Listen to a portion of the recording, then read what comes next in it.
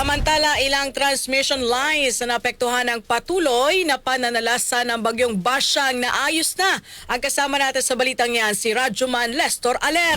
RMN Live Report! Rajuman Angel, na-restore na ang ilang mga transmission lines sa Visayas at Mindanao na apektado ng pananalasa ng bagyong Basyang, ayon niyan sa National Grid Corporation of the Philippines. Sa huling update na inilabas ng ahensya, naayos na ang linya ng Maasin San Isidro 69 kV kung saan naapektuhan ang mga customer ng Soleco at Dorelco.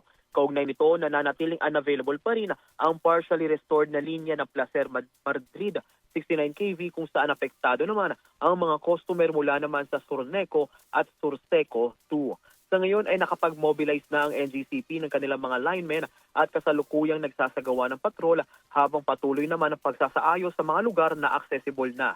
Samantala, ipinagpaliban naman ng NGCP ang nakatakdang power interruption sa Surigao City at ilang parte ng Surigao del Norte sa linggo, February 8 kung saan apektado ang Luna substation ng Surneco. Para ito sa agarang assessment ng identified NGCP facilities na dahil sa resulta ng pananalasa ng bagyong Basyang. Kasama mo sa DZXL RMN Manila, Rajuman Lestor Aler, Tatak, RMN. RMN Network News!